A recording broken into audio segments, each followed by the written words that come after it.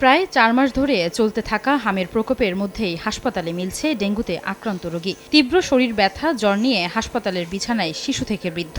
কয়েকদিন ধরেই ডেঙ্গুতে আক্রান্ত হয়ে ভুগছেন তারা। প্রচুর ব্যথা, প্রচুর মাথা ব্যথা, প্রচুর জ্বর, সহ্য করার মতো না। ডেঙ্গু ধরা পড়ছে, তারপরে দিন আবার রক্ত নিয়ে টেস্ট করছে, পরে বলছে কি রক্তের পয়েন্ট কমে গেছে, মেডিকেলে নিয়ে যান। তবে অনেকেই বিভ্রান্তিতে পড়ছেন হাম ও ডেঙ্গুর লক্ষণ নিয়ে, তাই সচেতন হওয়ার পরামর্শ চিকিৎসকদের। জ্বর হওয়ার প্রথম 2 দিনের মধ্যেই চিকিৎসকের শরণাপন্ন হওয়ার পরামর্শ তাদের। হসপিটালের যে প্রিপারেশন সেটা তো থাকবে, সেটা ডাক্তারদের ব্যাপার, তারা করবেন, স্বাস্থ্য মন্ত্রণালয় করবেন। জনগণের সচেতনতা বৃদ্ধিটা হচ্ছে সবচেয়ে বড় জিনিস, এবং এটা আরবান এলাকায় সবচেয়ে বেশি করা দরকার। যদি রোগ বেড়েই যায় কোনো কারণে, সেটার জন্য প্রিপারেশন ঠিক রাখা, যাতে আমরা এটা সঠিকভাবে মোকাবিলা করতে পারি। প্রথমে সাধারণ জ্বর মনে হলেও তা হতে পারে ডেঙ্গু বা হামের লক্ষণ। ফার্মেসি থেকে চিকিৎসা নিয়ে শারীরিক অবস্থার অবনতি না ঘটিয়ে চিকিৎসকদের কাছে যাওয়ার পরামর্শ দেওয়া হচ্ছে। ডেঙ্গু থেকে রেহাই পেতে সচেতনতার বিকল্প নেই বলে জানান চিকিৎসকরা।